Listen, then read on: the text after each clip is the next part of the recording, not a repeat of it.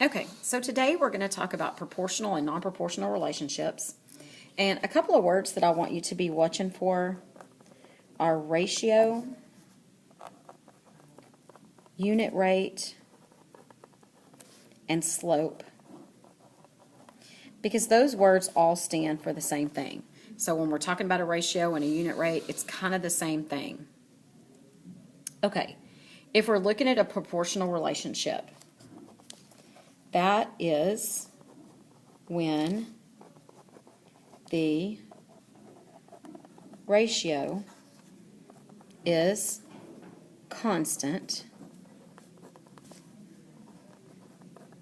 or another word we might use for that would be linear. Okay, which is going to tell me that it has to be a straight line. So it's when the ratio is a constant ratio, which means it's going to be linear.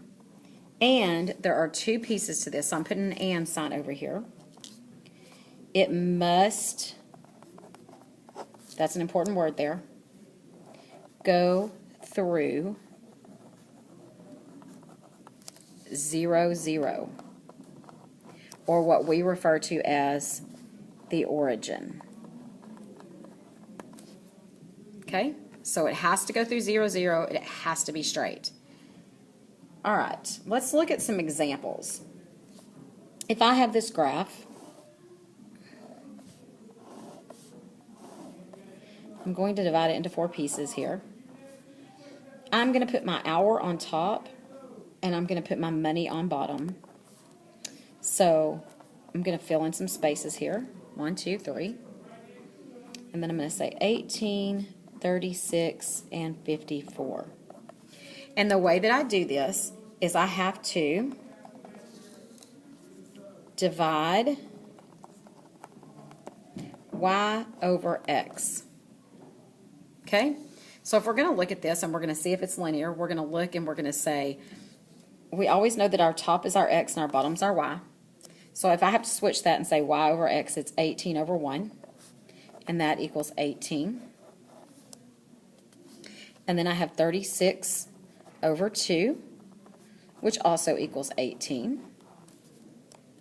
And then I have 54 over 3, and I'm getting all of these from this table.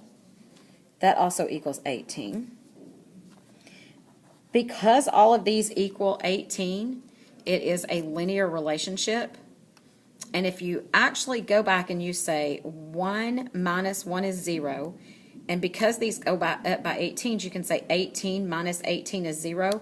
That puts you at 0, 0, which means it goes through the origin, so it is proportional. Okay, let's look at this. Another example. Okay, we know I'm bad at drawing straight lines, but we're going to pretend that's a straight line. And because that is a straight line, this would be proportional. It goes through the origin, and it's a straight line. It has to meet those 2 criteria. When we are talking about non-proportional, we are talking about when the ratio is not constant,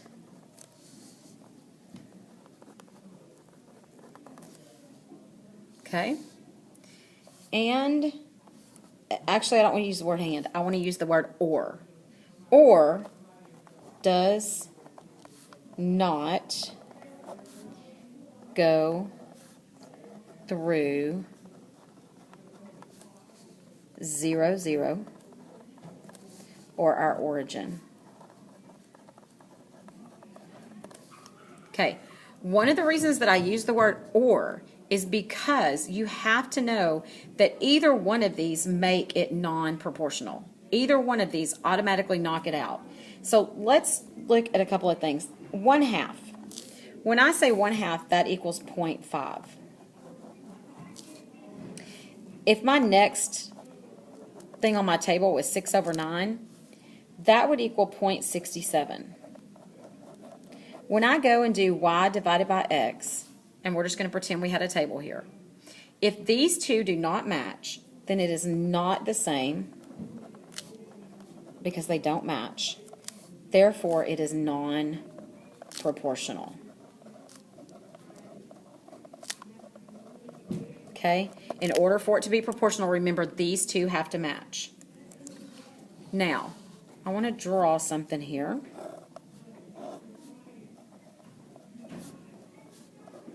And I'm going to draw a line.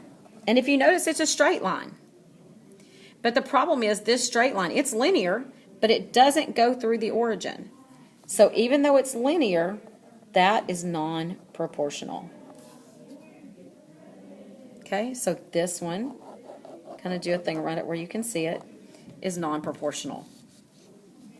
If I look at this one,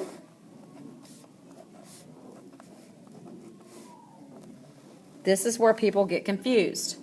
This goes through the origin. So most of you would say that that is proportional. But because it is not linear, it is not proportional. So this is also a non-proportional relationship. Just because it goes through the origin does not make it proportional, and that is something that we have to remember. Okay, there's a couple of other things I want to talk about real quick before I let you go. Our slope equation. We have already done this, but we're going to look at it again. Our slope equation is y equals mx plus b. Remember, if I'm looking at it in the calculator, their version is y equals ax plus b, but we use m, so just don't get it confused in the calculator. Our m stands for our slope. Again, in the calculator, instead of saying m, it's going to say a. And our b stands for our y-intercept.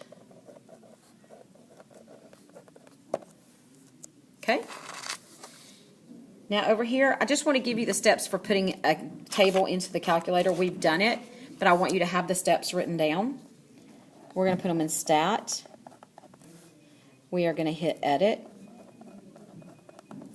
And then we are going to input our X and our Y. Remember, X goes under L1, Y goes under L2. We are going to hit Stat again.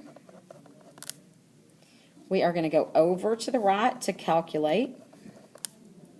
It's actually just going to say calc.